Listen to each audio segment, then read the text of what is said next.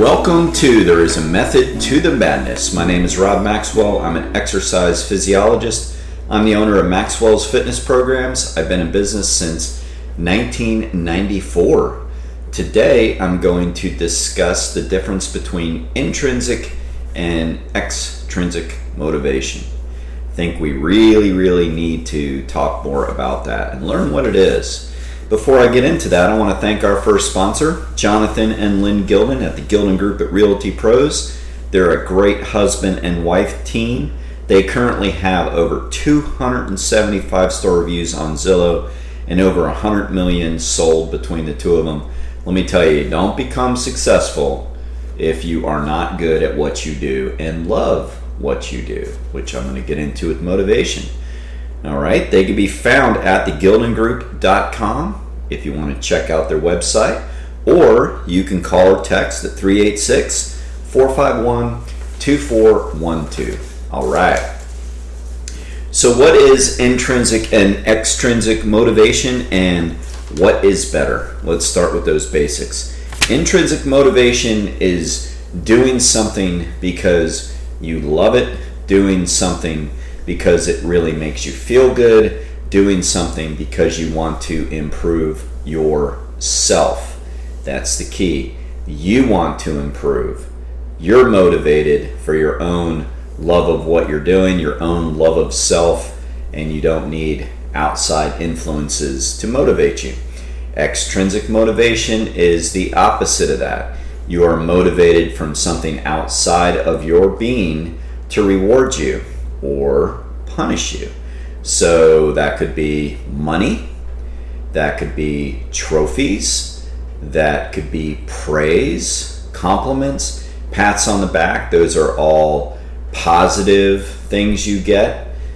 Now there is also negative, meaning that you might be extrinsically motivated out of fear, which means that if you don't do what you think you're supposed to do, then there's a fear, there's a punishment. There might be lack of those things I just mentioned, lack of praise, lack of applause, lack of pats on the back, lack of trophies, lack of money. All right? So that's basically intrinsic and extrinsic motivation in a nutshell. And I studied that long before I got into exercise physiology because, as many of you maybe know or don't know, you will now. I have my first degree in psychology and absolutely love psychology, and I believe that psychology honestly is as much about or as much of physical fitness as physiology is. You know, it really is. It really, when I start talking about stuff like that with fitness and health and performance and, you know, exercise and coaching, you know, a lot of it, more of it comes down to psychology than actual physiology. And the data in physiology is a hell of a lot easier to figure out. Try figuring out somebody's motives, and you know, that could take you a while as a coach. So that's what they are in a nutshell. Now I want to talk about what the other question I asked in the introduction, which is better? Well, you know, there really isn't a better or worse. I will say that there's a healthier and unhealthier, but I will also state that they both can be good. It's just, when do we use both, or when is a person going to be more extrinsically motivated and when is a person going to be more intrinsically motivated? So let me give you some basics on that. First off, when you're still a kid, all right, grade school, junior high, middle school, and then even high school, there's really nothing wrong with extrinsic motivation. It actually works pretty darn well. You know, kids want to make a football team. Kids want to make a baseball team. Kids want to make the cheerleading squad. Kids want to make the swim team. Kids want to get on the dean's list. Kids want to earn an allowance, right? So those are all forms of extrinsic motivation. You know, and let's say that a kid says, you know, football sounds really fun. I think I want to try out for football. Well, why? Well, they get to wear their jerseys to school, you know, I'll make more friends. I know it'll be a cool thing. I'll get more chicks. I mean, come on, high school. You definitely think that way, right? I mean, absolutely. So that's all extrinsic motivation. That's all extrinsic praise. Now, I didn't go to high school during the era of social media, so I couldn't even imagine what they get from that now, as far as those rewards go in high school. You make the football team. I'm sure it's all over your Facebook page. And, well, I guess kids don't really have Facebook. That's for us old farts. So they have Instagram and Twitter and TikTok. So it's probably all over that. I made the football team. I mean, great. And hear me. That's a good thing when you're still in high school. Like, that's okay. I mean, obviously, good parenting says, okay, there's only so much you want to brag, right? But at the same time, they're emotionally immature. They have not really learned their emotional intelligence yet. Their EQ, it's not there yet.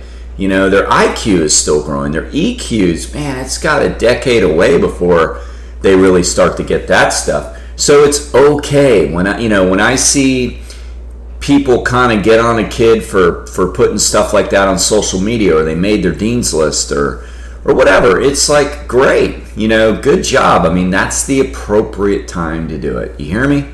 That's the appropriate time to do it when you're still a kid, okay? So, extrinsic motivation, as far as the research shows, it shows that it works really, really well to motivate somebody when they're a kid. When they're under the age of 18, it still works very, very well. Different forms of what you shouldn't do tend to work pretty well too. I know, like with my daughter, one of the things that worked appropriately was taking the old phone away, right? That's a biggie. Now, I'm very grateful to say that my daughter didn't give me a lot of fits on that. And, she actually was pretty darn intrinsically motivated in a lot of ways. But like all kids, we're going to mess up. She messed up far less than I did, let me tell you. I got a gift on that one. I mean, the grief I gave my mom, whew, Joanna, my daughter did not do that. But of course there's going to be some things. And, taking the phone away worked. So that's kind of an extrinsic motivation, And then you hope through that extrinsic motivation that, that's actually a case of negative reinforcement, taking something away. That's not punishment, by the way, but that's a whole nother podcast. That's called negative reinforcement when you take something away. But it's a form of extrinsic motivation, or you hope it becomes a motivation.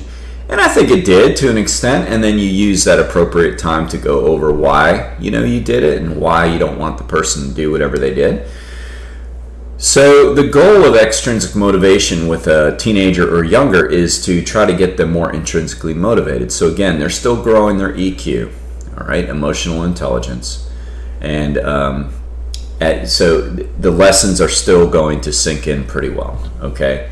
The second time or opportunity for extrinsic motivation to be a, quote, good thing or a healthy thing is financial. I mean, let's face it, we're all motivated at our job to get a paycheck.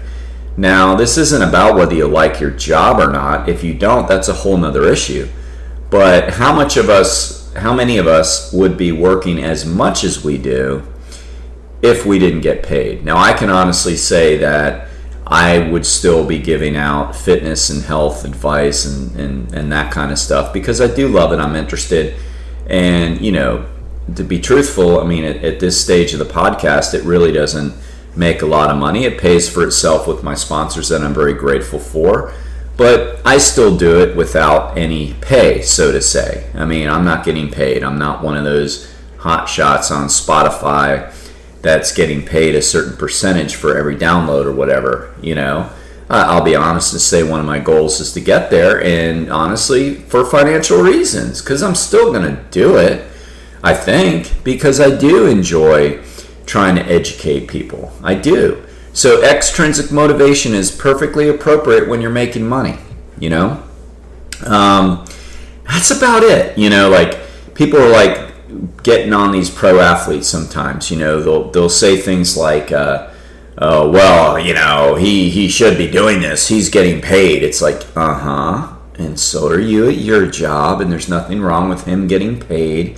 And honestly, a whole nother podcast, but don't be blaming the athletes because their salaries are inflated. I mean, like you wouldn't take it, you know? I mean, come on, I hear people say that. You know, look at these contracts, these greedy bastards. It's like, yeah, and you wouldn't take it. Dude, you'd take $1 million to, you know, do whatever, you know, and not even think about it. I mean, so that's not their fault. I mean, if you got a problem with it, look at society. Look at what society rewards and punishes. I mean, it has nothing to do with the fact that these athletes are great at their sport and people are willing to pay them a lot of money. And I personally know some professional athletes, and I know that they actually do give back. They give back better than a lot of people do. And I know, other people say, well, they make more. It's like, well, they're still given a greater percentage than most people who complain about them making more money. So that's a whole other subject, I know. But don't fault them for being extrinsically motivated to make more money because, that's what they do. That's their job. All right, and that's a perfect segue into where extrinsic motivation is unhealthy. When you are still an athlete, when you're an athlete, not still an athlete, when you are an athlete but you're not getting paid, and you're basically motivated to look like a professional athlete. In other words, appearance, right? Appearance means a lot. I get it. But when you're constantly putting all of your accolades on social media, and that becomes your prime motivation. And I got a text from somebody today, one of my followers who follows the podcast, and it's one of them that really appreciates them, and I hope everybody does. But he lets me know, and he asks me questions, and he was blown away that people spend as much time on abdominals as they do, and asked me if those numbers are real. Basically, he wasn't questioning them. He was just couldn't believe that people do as many crunches as they do or whatever. But anyway, what my point I'm trying to make is, yes, to this person and anybody else that might ask me later, there really are many amateur athletes that I know that post all of their accolades constantly on social media. Okay, that is the epitome of extrinsic motivation, the absolute epitome of extrinsic motivation. You might say, well, how do you know it's not both? I don't, but that's an example of extrinsic motivation. I did a triathlon on Saturday, and I haven't done one in a while, and I felt really out of shape. Feelings aren't facts, I get it. I'm happy to be doing them. For me, I try to stay very intrinsically motivation and push myself where I think I need to improve and that kind of thing. And I couldn't believe that there were people there that we hadn't even gotten out of the transition area yet. That's where you put your bikes and stuff while you're running and swimming. It's just an area where you congregate. After your swim, you go to transition and you get your bike, and then after you bike, you put your bike back and you go run, in case you didn't know. But that's what the transition area is. So we hadn't even all cleaned our stuff out of transition afterwards, because afterwards you get your stuff and you put it in your car and all that good stuff. And they had already gotten their results and started posting it on social media long before they even had the awards ceremony, which that's its own deal. I even find that to be a little silly. And I'm thinking, whoa, really? I mean, they need so much attention, so much praise, so much pats on the back. And of course, if you study any form of philosophy or, anything relatively deep, that there are a great percentage of people that are going to give them exactly what they want. It doesn't mean, by the way, that they really believe this, or like, let's use Facebook as an example. There's likes and comments, right? So they might like it, or they can love it by, taking one extra step and clicking on the like button and turning it into a love, and they can give these grandiose comments like, you are such an inspiration, you are this, you are that. But I think we all know that that's really not overly true. Like, to most people, if I'm to put like a statistic on it, I would say 90% of the people roll their eyes at it like I do. But unfortunately, majority of our population, United States, and probably otherwise, I don't live anywhere else though, is extrinsically motivated. Very, very extrinsically motivated in areas where it maybe not be overly healthy to be. So those same followers are going to kind of be looking for the same thing. So they're liking and loving somebody's posts like that, and they're writing these grandiose comments like, you're an inspiration and you're the greatest thing since sliced bread, and you rule and you rock, and you are greater than Mother Teresa and Lady Di put together, wrapped up on a bicycle, because they want that same attention back. Okay. I worked in counseling for years before I got into doing owning my own personal training studio. And, we know for sure that the people who need the most attention are the most insecure. Like, that's not, yes, that's ego, but ego isn't confidence. Ego is the opposite of confidence. When somebody says they need to dial their ego down a little bit, that's not like they need to dial their confidence down. No. I mean, I don't see any reason why somebody needs to dial their confidence down. Confidence is a great thing. Confidence isn't that, though. Ego is that. Ego means I don't feel very good about myself, so I'm going to put all this out there so somebody else can, motivate me. Because if there wasn't social media, and if there wasn't a podium, and if there wasn't a silly trophy made out of plastic, I may not do this. And that's pretty damn sad. That's pathetic, actually.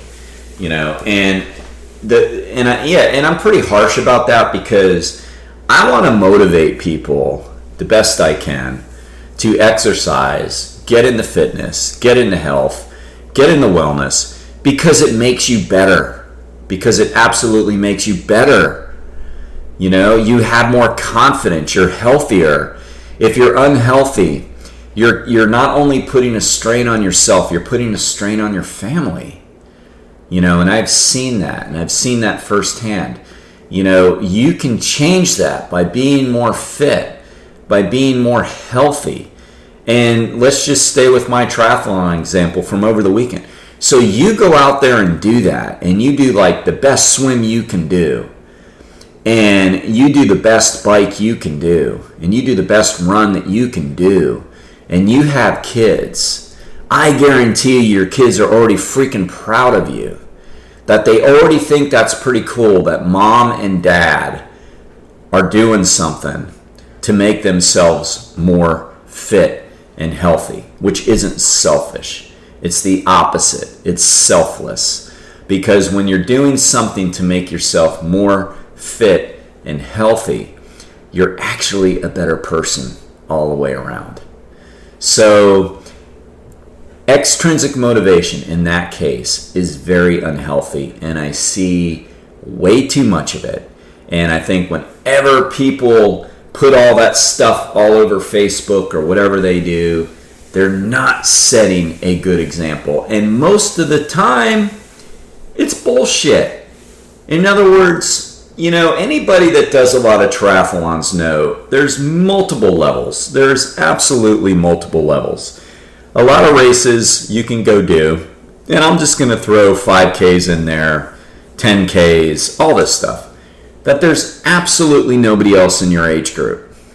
I've won races like that. Absolutely nobody in your age group. Okay, you're going to post all over Facebook that you're the winner of blank blank age group? You were the only one. Okay. Look, I'm not saying don't be happy with that stuff. I tend to keep any award that I win or whatever, right? But I don't care about them.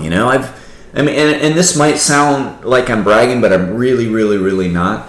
I had like Rubbermaid containers of all these different awards, and I went through them like after I got divorced and moved out, and I was like, I only kept the ones that like really meant something to me.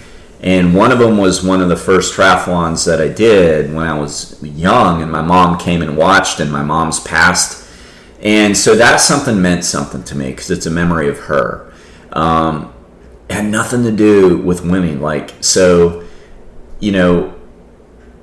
it's easy.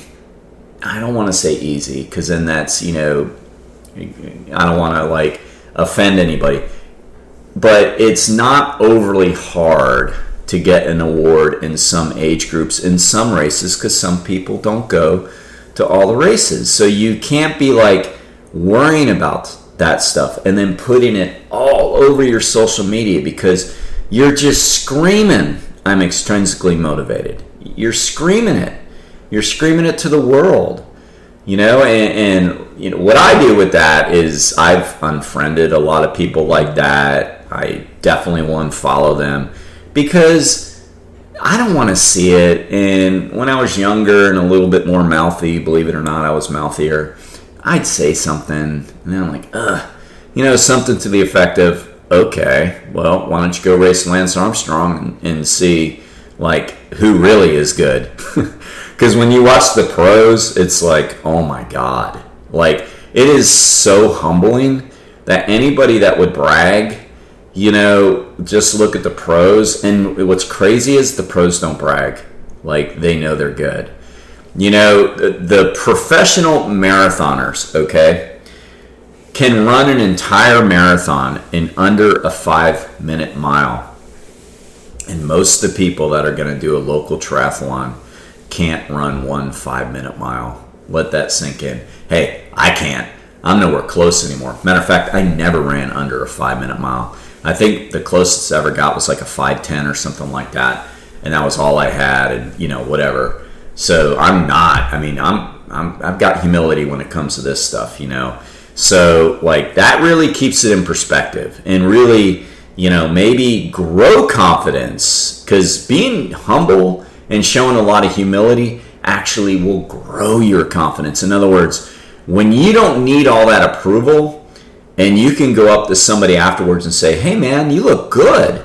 You look great. I'm so happy you're out here. And you're not, you're not doing it for a pat on the back. You're just doing it to be gracious. You're going to grow in confidence. And the crazy thing is all that attention you really want now is going to come to you, because it's human nature to go, oh man, you crushed it. But when you ask for it, people don't want to give it. Not real people. It's human nature, okay? And I'll wrap this up by saying, here's the problem with it. Extrinsic motivation doesn't last. It doesn't last. Because eventually you get to a point where you're not as good as you used to be. I mean, if you're still out there getting it, in my opinion, that's awesome. That's what counts. But if you're intrinsically motivated, you get that. So you're just out there doing the best you can because it beats the alternative of not being active. And that is your motivation. You want to be active because you want to be healthy. You want to be well. You want to be healthy for yourself. You want to be healthy for your family. You want to be healthy for your friends. You want to be healthy for society, because we have such a problem right now with heart disease. You want to be healthy for society and not burden society, right? Those are all like good intrinsic reasons that you want to go out and do it. And if you're intrinsically motivated, you're going to stay with it. And you're going to stay with it as long as you can. I know plenty of role models out there, 70s, 80s, and 90s, still cooking, still doing it. My mentor in college was Dr. Roeder in my graduate program, PhD. He's one of the ones that got me started to do triathlons, and he was already in his 70s. He was already in his 70s when I was in college, and he would get out there, he'd just get it done. And he had done a couple Ironman. He had done all that stuff.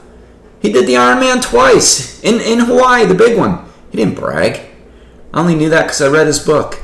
He talked about his whole reason for exercising was the fact when he was in his 50s and a professor at UCF, he climbed 4 flights of stairs in one of the buildings, and he was out of breath, and he was ashamed of himself to teach in the physical education department and be out of breath after 4 flights. He was ashamed of himself. He told this story because he used to be a motivational speaker. Motivation, get it? Intrinsic. And he said, I got to do something about this. I'm embarrassed of myself. That's intrinsic motivation. He wanted to feel better. So what did he do? He started running.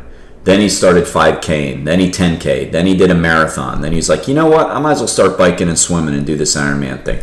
So then he started training for the Ironman. Then he got to Hawaii and got to do it. He got to do it twice. This is all after beginning exercise in his 50s. He was a physical education guy that didn't do anything. But man, that's a role model. And I used to go, when I would go to triathlons and he was still doing them, I'd see him and he'd sit around, he'd talk to us. You know, we'd eat these pretzels. He was huge on eating pretzels and mustard, and we'd sit around and eat pretzel and mustard, and he liked beer. He'd drink beer, and he was lean, you know, healthy, funny. That's what it's about, man. And if you stay intrinsically motivated, most likely you're going to stay with whatever sport you love. If you're extrinsically motivated, you're going to burn out because you're not going to be able to compare with what you used to be. And you're going to burn yourself out. And then when you're not getting the praise and applause you used to get, you're going to quit. So whatever you're doing, extrinsic motivation, try to get intrinsically motivated. Follow the steps to get there. Think about how you feel. Think about what you really want. Think about what's most important to you. Other things that'll help you. Quit posting on social media and learn, what it's like to praise yourself. Give other people attention. Those are all tricks to help you become intrinsically motivated. Okay? So, I think I answered those questions pretty darn thoroughly. All right? I want to thank our second sponsor, Istanbul Turkish Mediterranean Cuisine. I think you guys know that I love to have a good salad. I love vegetarian options, and they are a great option for me. They can be reached at 488 South Young Street, Ormond Beach, 32174.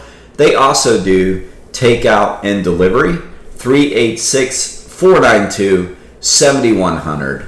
Or log in, send them an email at istanbulflorida.com. Until next time, people, stay intrinsically motivated, stay max fit, and stay max well.